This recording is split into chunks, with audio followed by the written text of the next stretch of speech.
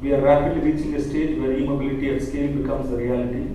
Electric vehicle and battery technology is evolved to match performance of the traditional combustion engines, and the total cost of ownership is slowly evening out.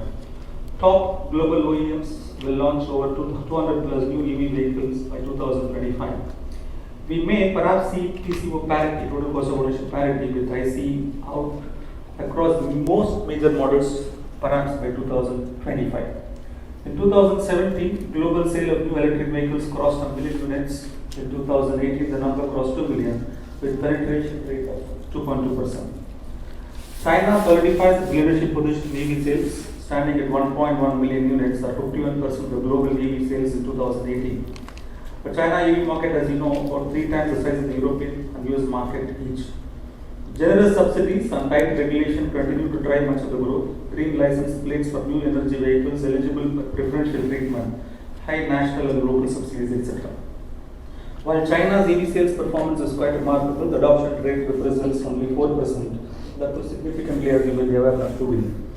Europe's EV market grew by nearly 40% from 2016 to 17, led by Germany, where EV market doubled. Norway, as you may be aware, is the market leader in adoption of EV. Norway's EV sales penetration reached 32% in 2017, and by December, every second passenger car sold there would be an EV vehicle. California, France, and United Kingdom have proclaimed that they will end sale of ICE by 2040, and therefore we may not be able to hurry in the manner we are talking, but we have to slowly certainly get there. Critical for a greener, safer planet, 10% of all CO2 emissions and 70% are transport-related CO2 emissions come from road transportation. CO2 equivalent emission grams per kilometer, conventional vehicle is 220, whereas EU average Nissan Leaf is only 120. Driving EV adoption therefore is critical for a cleaner environment. What's the current status in India? India is new to the electric vehicle industry. Both EV market acceptance and EV industry dynamics are in early stage. EV adoption rate is less than 1%, largely in two-wheeler and three-wheeler space. 25,000 EVs sold in India in 16-17, 92% of which is two-wheeler. 56,000 in 17-18, again 98% is two-wheeler. Domestic OEMs are starting to launch EV models. Leading player is Mahindra Electric, while others like Toyota, Maruti, Suzuki, and Tata Motors also have their own models. In the two-wheeler segment, Hero Electric, Ather Energy, and Ampere, some of the key players. However, all stakeholders, government bodies like the CII, SIAM, industry players need to come together to build an ecosystem for scale adoption. For example, the country has almost no charging infrastructure, as you may be aware. India has only over 350 public EV chargers compared with around 57,000 petrol pumps, according to Bloomberg New Energy Finance report. In comparison, China will have close to 400,000 charging points by the end of this year. The power industry is still not ready yet. Grid will need to be modernized to meet the volatility of this load and drive billing and utilization management. I just now heard from an Australian person that they are working on microgrid in India, in particular in Andhra Pradesh. How to increase EV adoption in India? Higher adoption needs combined efforts by all stakeholders. Government, clear roadmap with the right set of incentives and regulations to drive private participation. Private players, building including OEM suppliers and infra providers, building out a local suite of products and domestic supply chain that can drive adoption at scale. Power industry, EV specific service and pricing infrastructure, integrating power generation from renewable sources with conventional grids in order to meet EV demand will truly help crystallize the benefits.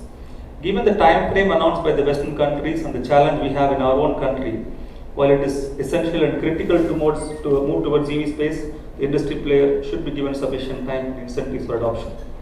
The government has provided a thrust with an outlay of Rs 10,000 crores under the second phase of faster adoption and manufacturing of hybrid electric vehicles, FAME2, which of course may not be significant compared to some of the developed countries.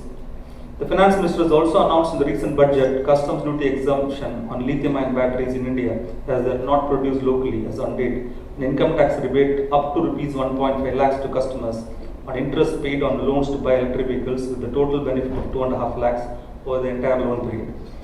Makers of components such as solar electric charging infrastructure and lithium storage batteries and other components will be offered investment-linked income tax exemptions of the Income Tax Act, 35 AD of the Income Tax Act. The Finance Minister has also proposed to the GST Council reduction of GST rate from 12% to 5% on electric vehicles. I'm sure that today's conference will offer us a lot of insights in this area from a different dimension, as we observe that this initiative is led by the Energy Security Panel of CII Tamil Nadu. Usually, our manufacturing vehicles will spare at this type of initiatives.